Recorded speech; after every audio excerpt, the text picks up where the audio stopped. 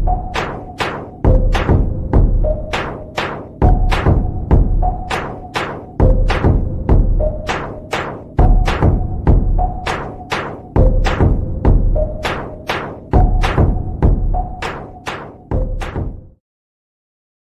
evening, good evening, good evening. How are you all doing in this new year? Happy New Year, happy 2025. So good to be back with you all. I've missed you. Hey, it's a new year. It's a new year. Uh, Plenty of changes for 2025, I tell you. I don't even want to think about it. Here for you viewers around the world here in the United States. Oh man, oh Lord. Yeah, I don't know what this year is going to bring. I don't know what it's going to bring. I guess I just had to take it as it comes. Heck, I don't even know what the next 4 years are going to bring, but I'm glad to be back. I'm Reggie Kern. I'm your host of Urban Sentinel Live, also publisher of Urban Sentinel Magazine. We're working to finish up our January and February edition, and so we can get it moving along down through the year. So if you decide, next week you want to get a copy of it, look at it, it's free. You can go to issuu.com and just put in search engine Urban Sentinel Magazine, and it'll pop up. You can see the old editions along with the new edition. So tonight we got a good show in for you tonight. We're going to talk about Black men's mental health. And I'm going to tell you why once we get started with our guest tonight, Pamela Coleman, who's joining us all the way from Charlottesville, Virginia. And she said it's cold down there like it is here in Maryland right now with all the snow we had yesterday. So, Pamela, how are you doing this evening? I am marvelous. You are marvelous. Cold. Very cold.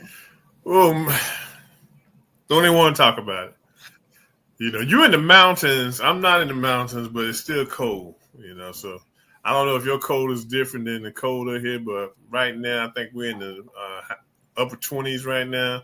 Wind chill factor today is probably about 12 or 13. Yesterday we had a wind chill factor of 8 degrees. So, hey, it is what it is. Let's see. Right now it says my cold is 23. 23? Just straight 23. Straight 23. No feel like or anything. It's just straight 23. It's cold. It is cold. It is cold. But it's that time of year, and we go through the summer fussing about it. Then when it hits us, we get to complain and we're like, excuse me, can we get the warm weather back? But yeah, I try not to complain because I know that I'm gonna complain in the wintertime. Right. This is a different type of cold. But we didn't get cold until a week before Christmas. Yeah. I'm okay. Yeah. So. I'm thinking that this is going to be one of those winters, because I was looking at the temperature map today and into next week. All of next week is going to be cold in the low 30s. I said, wait a minute. We haven't had one of these in a long time. So we must be due for one, So, hey, we'll take it and we'll deal with it, So, Pam, how you doing this evening other than the cold weather? How you doing? Busy, but I'm okay. It's a good busy. It's good busy. Okay. Yep. Well, to our viewers, one of the reasons I brought Pamela on tonight was because she's a school teacher, but she's also an author, and she has a book that she's working on now, an anthology that's going to deal with, and correct me if I'm wrong, Pamela, is going to deal with mental health among Black men. And yours truly put a little chapter in there. I hope it will help someone. Kind of help me in writing it. Because one of the things I've tried to do on the show over the last couple of years is deal with mental health. If not once a month, at least once every 2 months, having someone come on and speak about mental health, because I think it's very important to discuss the issue of mental health and to treat it like an illness and not treat it like a taboo as we once did years ago. So I think it's good to discuss it, especially in the area of how it affects Black men. And I'm just saying. So, Pam, to get us started off with, tell us a little something about yourself and what you're doing. As you said, I work in the school system, write books. I happen upon the men's mental health side of it from a book that I wrote about myself. So I started doing a little research on what mental abuse was and found out that 63% of our African American males don't reach out for help. So from there, I decided that that was where I was going to focus my energy on, not trying to solve, basically what's wrong with me, but how can I change that? Because I noticed that along with the mental health paired with suicide, and we need to do something about that. And the books came about because I did my first mental health seminar for men. And we always expect the turnouts to be bigger than what they actually are. So I was like, how do I reach people, more men, this time versus the seminars? And that's where the book came up. The idea of reaching out to the men to see if they wanted to participate. I only thought about 8 guys would participate. I ended up with 26 on the first book. And then there's been a request for a second one that you're in. So here I am with book 2 of Unspoken. The first one's Unspoken, It's Okay Not to Be Okay. And this one is Unspoken Real Talk, where men come to share their stories. Great. Now, 26. Okay, I know 26 to me is still a low number, okay? It is still a low number. And I know that we have things that we have to do, okay? When we offer work, we have things we have to do. But how do we get to the point where we realize that our mental health is very important? How do we get there? One person at a time. So since I've been doing this, I feel like more people are hearing what we're trying to do, and branching out, what I want to do is people grab this concept and take it and go into a direction of their own. I don't need the accolades behind it. It's just that this is what I want to do. I want you guys to, I want you to grab it. Like, oh, Reginald has an idea about how he can help the men's mental health. He takes off with it. Then I've done what I set out to do. If 26 of the men that was in the book last year took off in 26 different directions with the same message, that's what we're going for. Now, how was it? Walk us through the last seminar you had on your first book, and get the seminar or the book, because the seminar was good. Yeah. Let's talk about the seminar first. Okay. So the seminar was the seminar was good.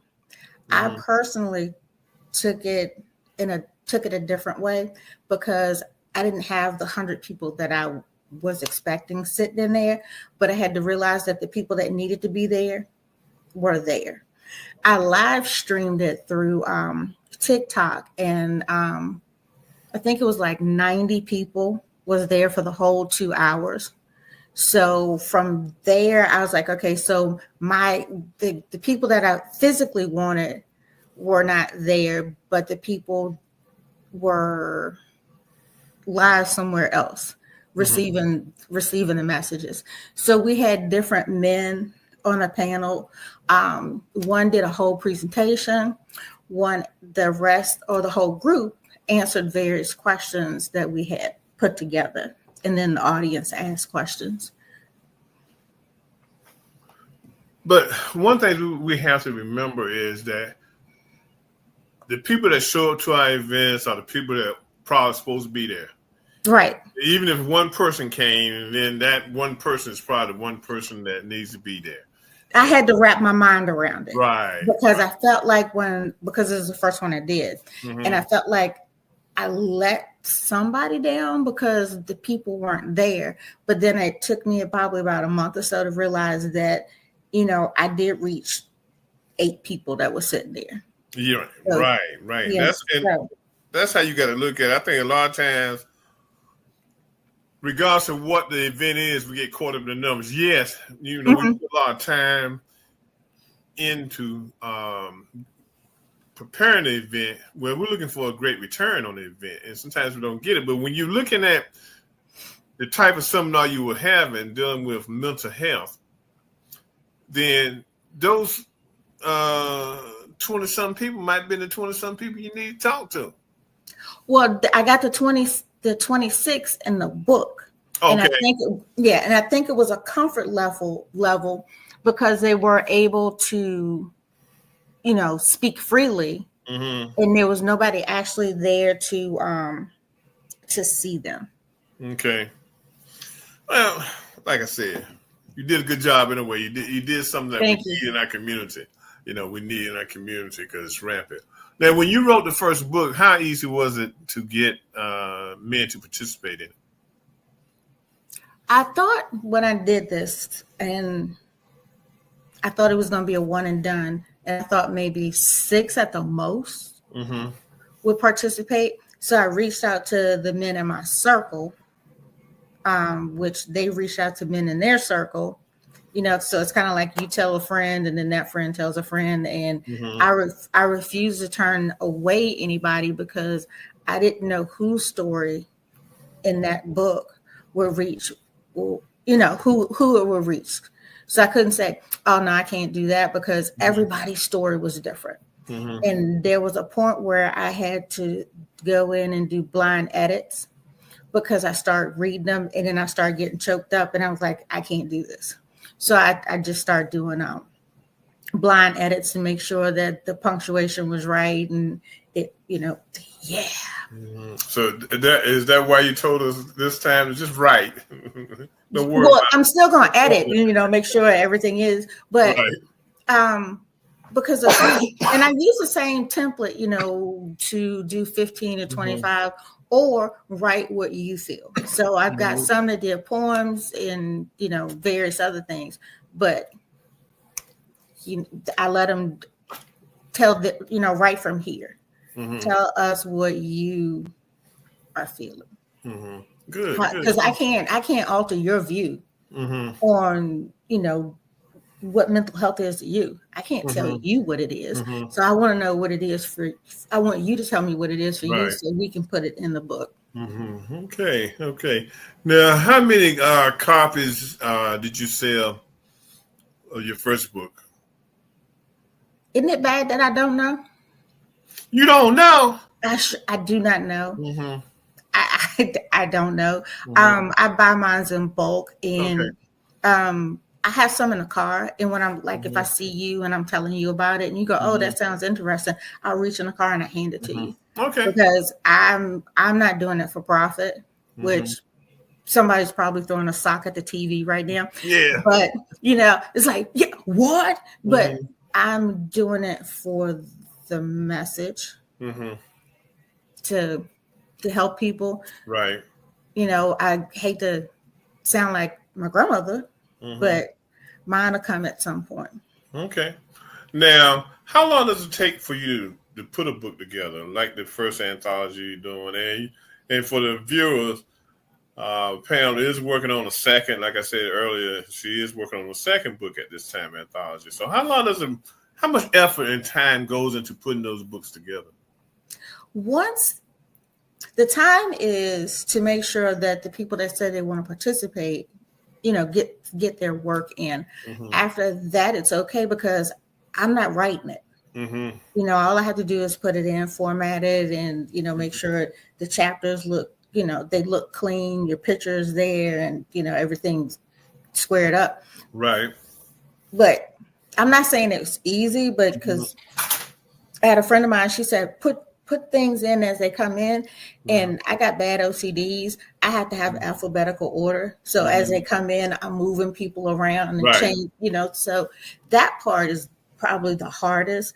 And trying to decide on a cover, I let that go this time. There's a gentleman in the book the second time. He's my original OG and a friend I met in Daytona. Oh, okay. I let him have full reign of the cover. I was like, you do it. And he designed our new cover. Oh, okay. Okay. Well, I'm looking forward to seeing the part 2 come out. Looking forward. And I got to send you a picture too. I forgot to send you a picture. I was thinking, I said, let me send the chapter and picture, and I just sent the chapter. I got to send a picture now. Now, let's get into the nitty gritty of it and everything. Black men's mental health, which is very important.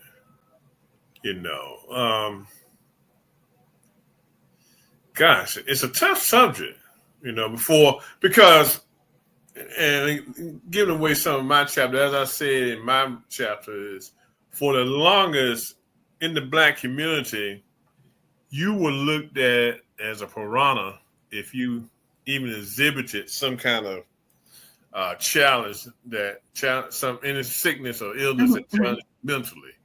And that's how we looked. And as we grew up, especially down south, and probably it happened in the north too, we grew up in areas that were neighborhoods were predominantly Black. And you always heard people talking about so-and-so who always stayed in the bedroom, never came out the bedroom or never came out the house. Because that's how they handled mental health then. If a person all of a sudden withdrew from the community and they had depression, that's how it was dealt with. But it was a taboo when I was growing up. When I was growing up, it was a taboo. I never saw my dad cry but once. Same thing here. Same thing here. When I saw my father cry, it was at his brother's funeral, and that was 33 years ago when I saw that. Okay, and it kind of took me back because I never seen him cry. Right. I would see him get upset if I did something wrong as a kid, things of that nature, but I never saw him cry. It was like we were molded and shaped as men to be hard. That's what I was getting from most of the men that I talked to, because I was asked a question, was it yesterday, about how did I research it? And when I saw the 63%, I stopped reading and I started talking to the men that I work with and people, parents, and at the school, the men there, and it was pretty much the same, that we were raised this way. We were conditioned to shoulder everything, not to cry. Not if you cry, you showed weakness. If you showed weakness, then how could you lead your family? So, yeah, it was, it was like I said, it was a taboo, because the one time I did see my dad cry was all of maybe 20 seconds, because I cut the light on when my grandfather died, which was his dad, just to see what was going on, and he turned. And then he said, cut the light off. So, click. And I saw like maybe 1-2 tears, and that was it. Yeah. And I think that has come about because of slavery, because we had our forefathers had to be hard going through slavery, especially if they were going through the beatings and things of that nature. It had to be hard to, to take it and show their family and the people in the community that they could deal with it and everything, But look, I'm going to tell you, transparency, I'll cry in a minute. I'll drop a tear in a minute.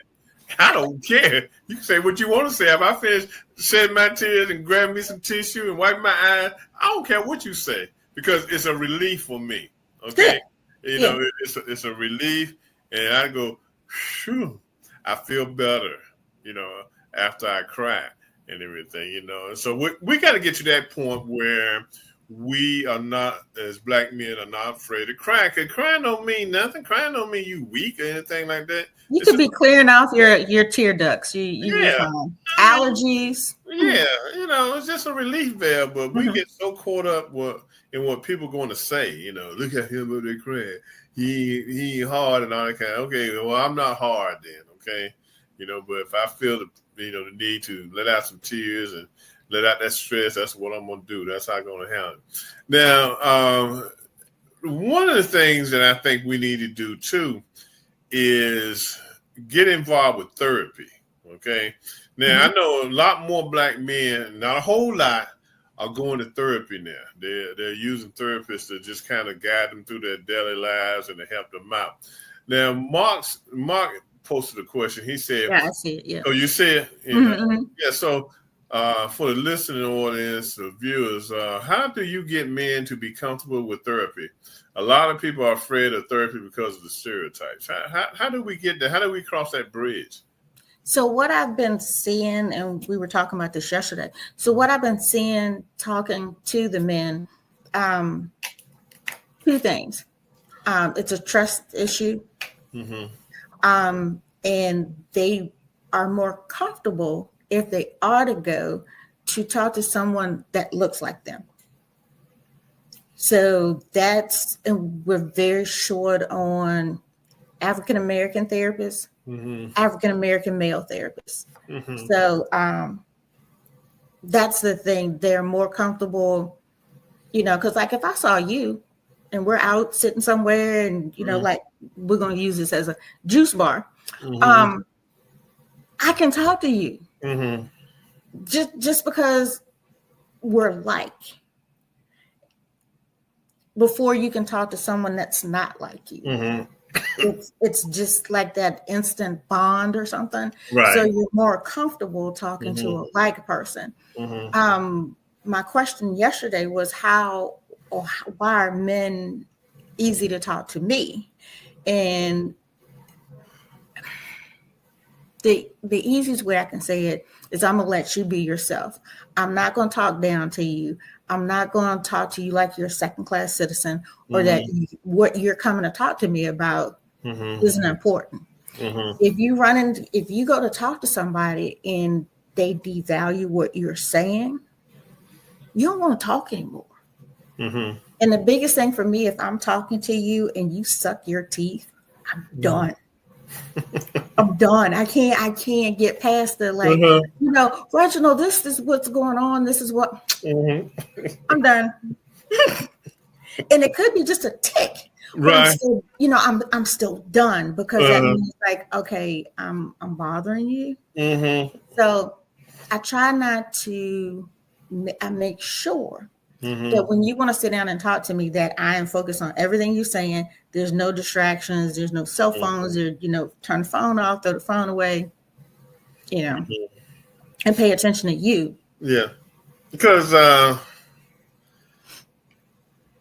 my father's been dead now 32 years. So actually, he passed away a year after his brother passed away, and I had a real struggle. I had a real struggle, and I dealt with it for about 2 years, but I dealt with it in the wrong way because what happened, it was affecting me, affecting what I did, affecting things I wanted to do, affecting my home life, friendships and things of that nature. So sometimes in the second year after he passed, I started going to see a psychologist, and I started doing talk therapy because I needed something, because I was like, really, I wasn't rock bottom, but I was dragging. I was dragging terribly each and every day, and I could feel it. I just didn't want to do nothing. I didn't want to work. I didn't want to do nothing. So I ended up going to a psychologist and doing talk therapy. And so basically what we did, we talked about my life and everything that has evolved in my life and how I felt about my father and what I was going through at that time. And it helped. Yes. Did he give me some medicine to kind of stabilize me? Yes. And I took that, and I felt much better. Now, when my mother passed away in April, of last year, I kept saying, I can't go down that road again. Can't go down that road again. Can't go down that road again because I didn't want to go down that road again. But her death has been a lot easier on me this time. I think because of the age. She was 89 years old. And I think I look at it differently, like, hey, God bless her to be here for 89 years, okay? Mm-hmm. We all got to go, so it's not so bad that I lost my mother. Right. I knew sooner or later I was going to lose her anyway. So my father was younger, but his death, was something unexpected. Knew it was going to happen because he was ill, but I didn't have that male figure in my life again any longer to talk to, So I definitely talk differently. But I'm getting through. I have my moments even now. Yeah, but I'm getting through, but I'm not rock bottom like I was before. Okay. So you see a lot of those. You see those questions that are mock. Oh yeah, I'm still with them. I'm integrating the answers as we talk with. Pick one, and let me hear what you got to say. So we answered the therapist. Authentic. I don't know. I just speak. And those that want to receive it. And I understand that, it's just because the people that are using the mental health, like you see people go, oh, it's mental health this, it's mental health that. Okay, but back it up. Like I have an Instagram channel that's just for mental health. So I post something inspirational, or I'll do a poll where you check in and says, hey, checking in, and they get 3 options. I'm doing okay, meh, I'm so, or I want to talk. Those that click I want to talk, I go directly into their messenger and say, hey, you good? But I put a disclaimer on there, and I tell them that if they say something to me that sounds like it's a threat to themselves, I will immediately send or call their person in that state or wherever they're at. So before they even start talking, I always tell them that. So that's not out, not hidden. Like, oh, my Pam called. Pam already told you she was going to call. Because you said you wanted to talk. So this is what you need to know. Looking at, so on the school side of it, this makes me excited when I say this. We have 1, 2, outside of the counselors, we have an African-American male mental health resource person. We have a female mental health resource person and 2 backups to them. So if we see a student in crisis, we'll call them. Or if they look like they're having a bad day, parent died, something going on outside, we can call or send them to either one of them, and then they take over. So our school has at least 4 outside of their actual counselors that they can talk to. So this is a first for me seeing that. Right. Now let's talk about that. I know I'm probably about a day older than you are. So when we were growing up, we didn't have depression and problems with our mental health, okay? I know we didn't, because we didn't have cell phones then, okay? We had a pay phone we had to go to if we wanted to, make some phone calls we didn't want to make at home, because the phone was a party line, so you didn't want everybody hearing your business as you talk to your girlfriend, so we were outside all the time. We were playing, that helps a lot. Yeah, we get out of school, we either ride a bike, so we playing basketball. As we got older, it became basketball all the time. We were at the gym playing basketball. We were outside playing basketball. And so we were just living a carefree life. We were happy to see our friends, and we were just having a good time. What do you attribute the breakdown in our communities now for, as far as kids? Because kids going through something now. You see kids are just going through something. The cell phone. That's it. Mm-hmm. Because whenever we get back to school, our governor has removed the cell phones from the school, from TikTok. So we were, I guess you said, weaning them into it so that when they got back, they know that this is coming. So last year, when they came into class, you put your cell phone away until instructional teaching was over. Then you could take your phone out. Now, the only time they can have it out until further notice is going from class to class. Once you get in the class, you have to put it in the bag or it'll be taken away from you. If you can't put it away, you'll be escorted out the classroom and then your parents have to come deal with you.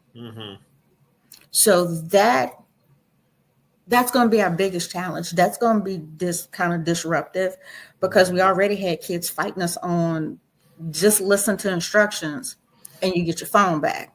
They ain't want to do that. So they can't have their phone out. They can't have the earbuds in. They can't have anything. So they're not connected to the outside world. They're not going to know what's going on. They're not going to know the fight that's happening over in the other building. They're not going to know. They're not going to get the cyberbullying until after they get out of school. So all the stuff that they're quick to get to. So I think it's, one girl said she wasn't coming back to school because she couldn't have her phone. And that's just plain.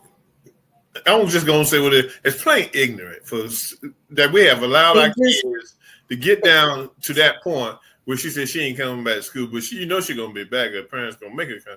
But still, just to go out and say that I'm gonna come back to school because of the phone, it just shows how bad it's gotten. I mean, it's not just in your school; it's in all schools. Because one of our students, he refused to put his up, and he told the teacher, he said respectfully, and I try not to laugh. But he said, respectfully, go ahead and call the security guard because I'm not putting my phone up. I'll wait for him outside. And that's what he did. He waited for the security guard outside to take him to in-school suspension because he wasn't putting his phone up. And he wasn't disrespectful or anything. He just said, respectfully, go ahead and call him. I'm like, what just happened? But yeah, I know TikTok is catching the blues right now, and who knows what direction they're going to go in. I think they got to the 19th to do something, but I know a lot of people use TikTok and they make money off of it. Right. But it might not be such a bad idea to get rid of TikTok or trying to downsize or do something to get our kids under control because you're right. Yeah, I mean, I think the biggest thing I see with kids at school, they're on TikTok. It's not even, and if you say Facebook, they say, oh, that's for old folks. Okay, yeah, right. They say y'all sitting on the front porch with that. And I say, well, let me rock. So I say, okay, then, well, I'll take Facebook then. But they stay on TikTok, looking at other people put stuff on TikTok and doing dumb things that they see on TikTok. So somehow we got to control it. I think it was a good idea. Ours is blocked at school. So they have a way of blocking it to the point now that the teachers can't get on some of the websites that they need because if you're on the school website, internet, everything blocked. So everything blocked. Yeah. So we gotta get our kids because if not, they're gonna really have problems as they grow up. And therapists going to make a lot of money off of kids growing up to become adults, okay? Because they're going to need somewhere to go, Well, they already, even though they have TikTok, Snap is worse than TikTok. Even though it doesn't stay there that long, they can still record stuff, cyberbullying and everything, and it comes through TikTok. It's hard when they do that for us to catch it because it doesn't stay on there that long. Like the other things that they can do, right? And then you still got Instagram, So they'll find a way. And they told me last year, Miss Coleman, we ain't worried about it. We're gonna download.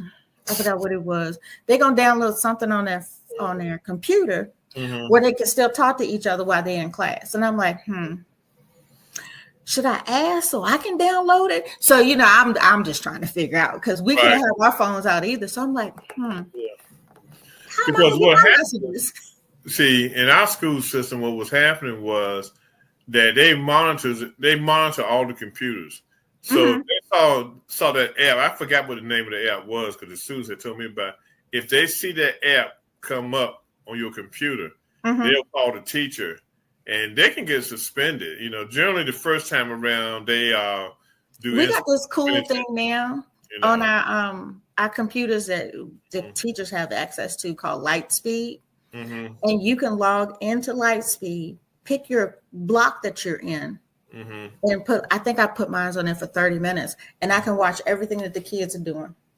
I shut their computers down, and they look at me going, I said, "You're supposed to be doing work, not playing video games." And they went, so yeah, I just hit the button, boop, and just wait for them to look at me and go, Mm-hmm. yeah, That's a all good these thing. screens Yeah, are up there, and we can yeah, just turn them off. that's good. Now he one question said, how important are teachers and counselors in catch? Okay, well, we kind of talked about youth, Mm-hmm.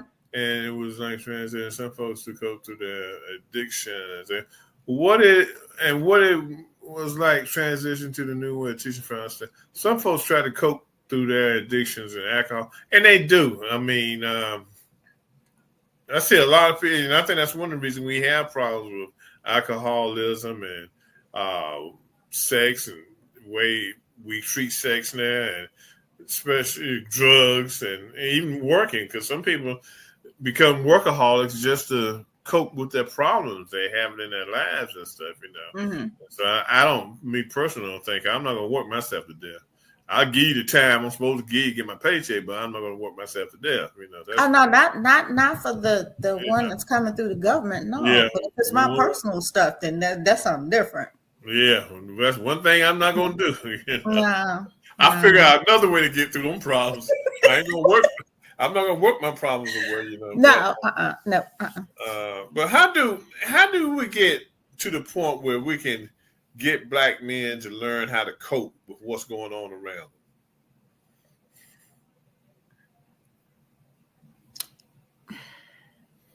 One at a time. them? Mm-hmm. If I can help you, and then you help the next person, just kind of like a snowball effect. What the more we get out there and let them know that it's okay, and provide them with the tools, maybe they don't want to call somebody. Mm-hmm. But maybe there's that person, which I've got so much on my plate that I'm trying to work on. But anywho, I'm trying to get a website up Mm-hmm. that if you're in Maryland and you go to the website and you click on your state, it gives you options. So I'm Mm-hmm. trying to find the people that if they don't want to talk, will you text them? Would you do the baby, the people that do baby steps, kind of like our people at the school, they'll just come in and, I was talking about this yesterday, just be with a person. Mm-hmm. Maybe the person's not ready to talk, but the person needs to know who you are, and they just want to sit there and see what your vibe is.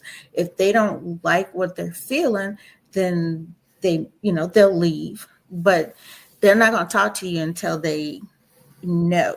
So that's why I was thinking, like, events which is hard when you have events for the men to come, because the biggest thing I've learned is that they don't want nobody to see them there.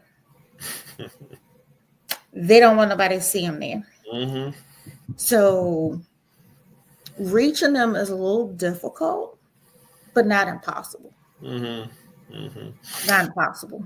Yeah, we do get a little scared to go places we don't know nobody see us there. Well, Especially see, when I was going to do, once the weather broke, it was uh-huh. like, I was calling it Brothers Who Brunch, kind Mm-hmm. of like where you guys go to, what is it, like a sports bar, but you Okay. actually just sitting there shooting the breeze, going, hey, I'm checking in with you, or did you see that game, or what do you like to do, or, and maybe they'll find that person. They can call up and go, Reginald, I'm not feeling good today. You got a minute? Just have, because like I was told before, women, which we do, because I'm planning one now, they go out and hang out with each other. or they text each other, they call each other. Mm-hmm. But our men don't have that unless they're in a bar Mm-hmm. in that situation. And then if they're drinking and then they're trying to be vulnerable, transparent, or whatever, and then somebody says something wrong, then that's a situation. Mm-hmm. So developing a safe place where men can come and sit there and talk, just because I want to have it, want to get you guys talking, and then I'll just disappear. Because I don't want to be the only girl in the room. I mean, I could. Yeah. I mean, if you gonna have brothers at brunch, you can't have a brother and a sister. Right. You can't. Right. But I mean, we've got to figure it out.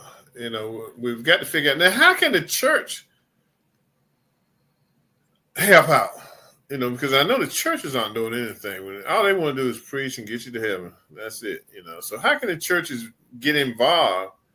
I know, and I know that the majority of the pastors and ministers aren't trained to do anything but attempt to preach on Sundays. Okay, so they, going down the mental health road is not that road. But how can they still get involved? I reached out to a couple when I was trying to host the seminars to see if I could come into the church and host one in the church.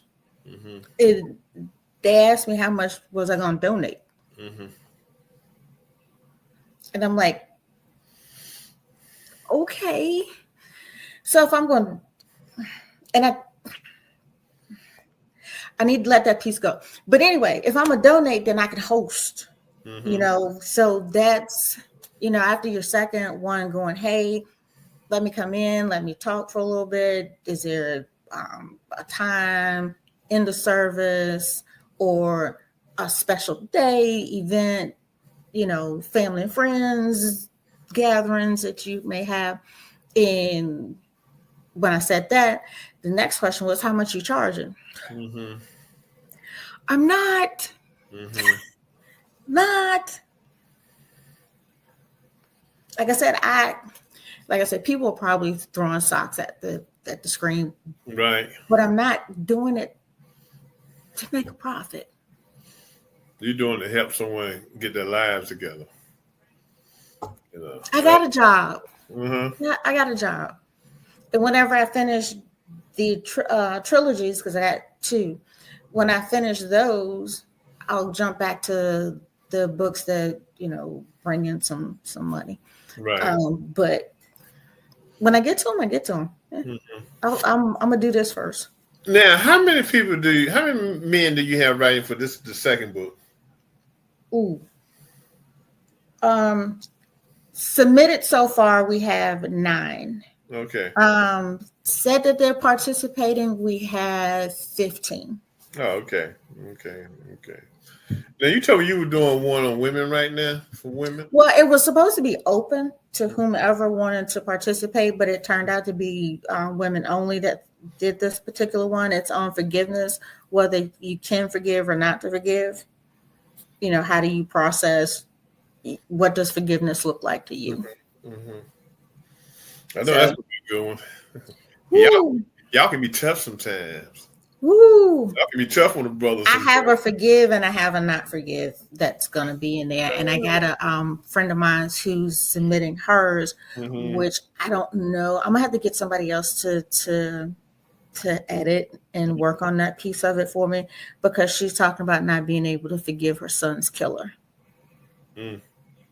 And I was there when she went back and forth to court, while they were doing the sentencing and stuff. And I personally don't think I can edit that section of the book.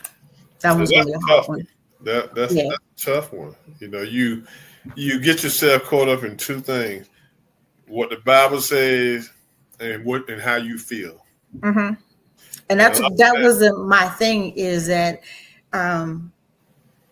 even though like you said, forgiveness is not, but some people can't. Right. And there's some things we can't.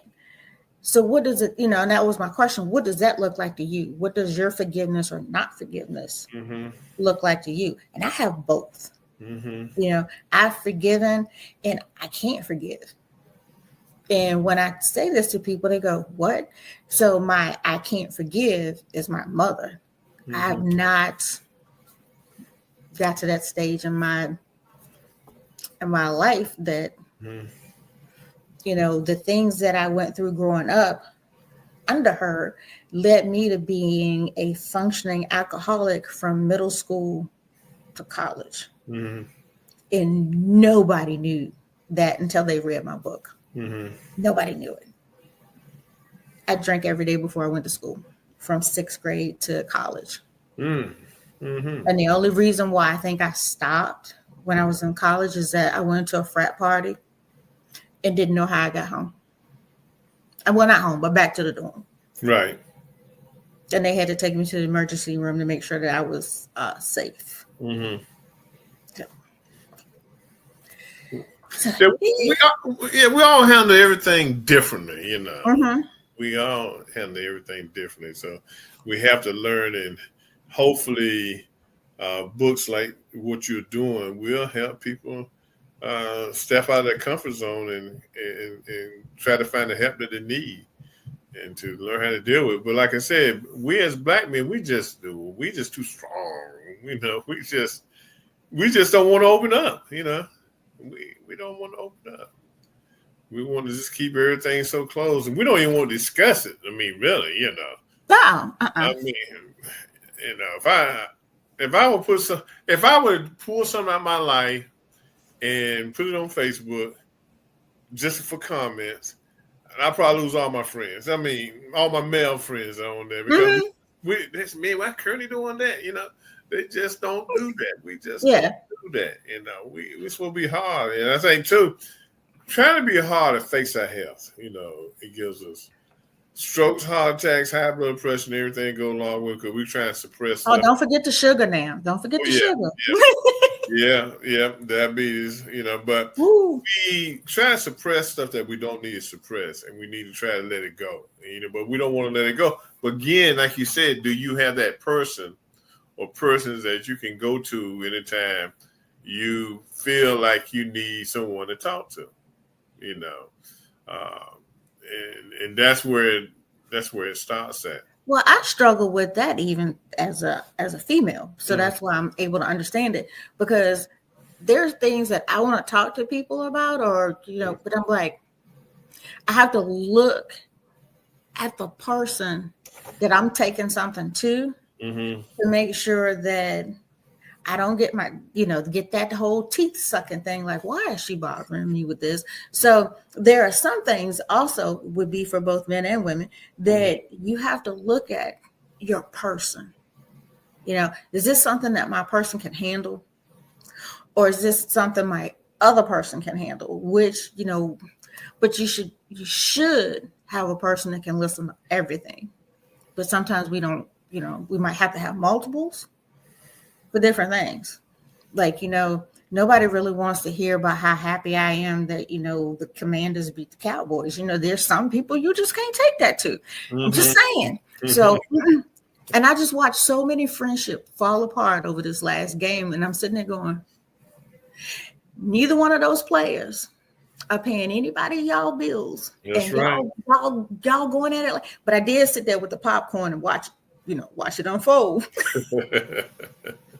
Yeah, we do get kind of carried away with our teams and everything.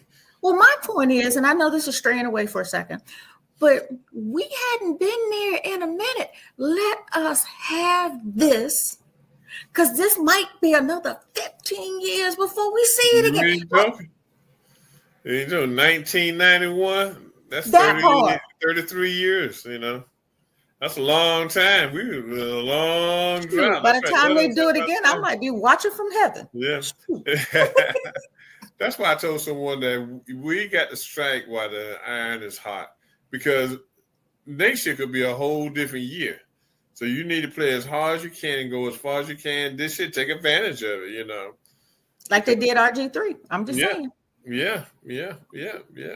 Roll until the wheels roll off. Mm-hmm. Yeah, that's right. Now, do you think you'll do another book for men, depending on your response you get from this book? Do you think you might do a part 3? They already asking. I haven't finished this one. Like people, and I want. But you know the thing is, I won't say no. Right. I won't say no. If there are men coming to me saying, "I want to do this," I'll put it together. Because I was supposed to be on my 4th book. Yeah, on my 4th book of my 6-book series. It is sitting over there. It's sitting over there. Over there. At least you got some of it done. So look. No. I haven't even finished putting the 1 chapter in the computer. Right. But this is what they want. Tell the viewers your main area that you write in. I've switched from writing about me, because my story has been told, to whodunit. So it's almost like mysteries. They're mysteries. Not murder mysteries, but mysteries. Because you think you know who did it, and then when you get to the end, it'd be like, she got a sick little twisted mind. I do. I really do. So you're not interested in doing Yonder's types of books? The love. The exotica? The exotic books. Woo. Yonder can have that. Woo. No, he can have that. And the other thing is being in the school system, because my kids ask, can they get my books once they see that I write. I told them they couldn't get the first 2 until they got out of school, because because of all the stuff that I went through. Right. I really don't want them reading that right now at that age. It might be a little bit too much, like being a functioning alcoholic and the abuse. They don't need to know all that. Right. So then when I started writing Vengeance, when I picked up with Vengeance, that's when I made sure I stayed. It still would be for the adult, but the kids could still read it. Because they keep saying, Miss Coleman, can I get your book? You can start here and go forward. Yeah, they pick up one of Yonder's books, boy. They gonna be like, man, did you get that book? Nah. And I also don't want my principal coming to me going,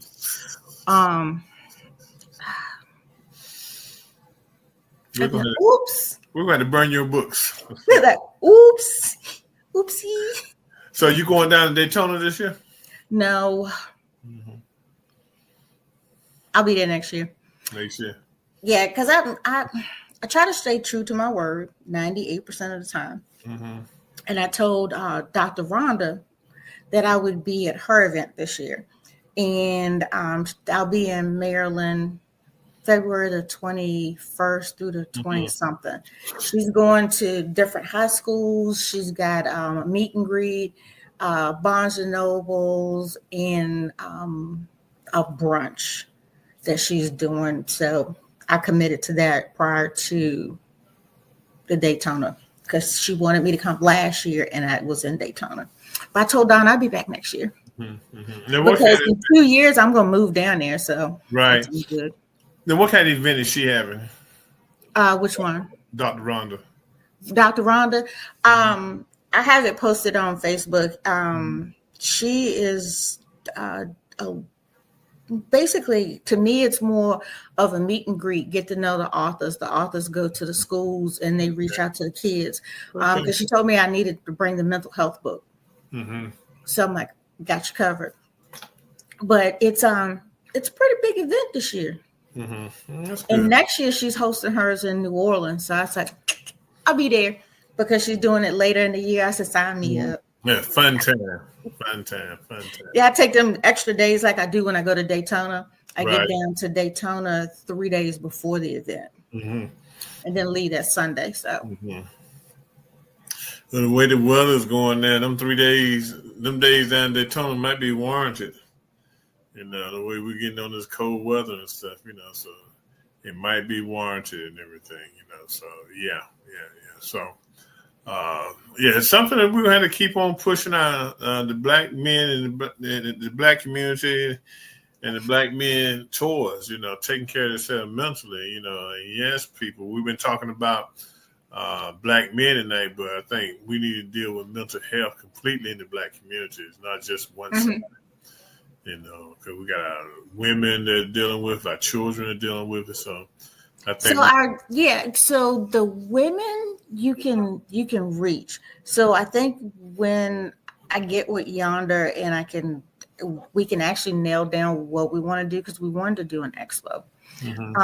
If we can nail that down, then we could focus on the men, but have the sides of the people there for the women and the children. But have that focus, because we're trying to get them in there, trying to get them in the house. I don't know if we need to get a performer to come in, and then once we get them in, we lock the door. It's just like, hey, we got a free concert, come in. That would work. But you got to use reverse psychology. Yes, we're gonna have this artist here today, but once you get in there and lock the doors, but before you hear the artist, this is what we're gonna do first. We're gonna have an hour-long discussion on this subject, because if you go with the artist first and then you bring the subject after, they gone. You got to look at where all these people at came, So you got to flip the script on, Most of the time, yeah, you're right. Yeah, because we'll do a free concert and enjoy it, but then when you get down to the real reason, we gone. But if we want that concert, we're gonna sit there. We're gonna sit there. So yeah, it's all good. It's all good. That's like the opening acts. You got to go through the opening acts before you get to that person. That's right. So just sit there and be calm and listen. And if we ask you questions, respond. Or if you have questions, we will respond. So that's what you got to do. Okay, Pam. Well, look, Miss Coleman, we just wanted to sit down and chop it up with you for a little while tonight. Find out more about what you were doing and what you are doing. We missed one question. And what was that? The books. The books are not being recognized by Amazon. No. Oh, okay. Now, they're on Amazon, but they're not.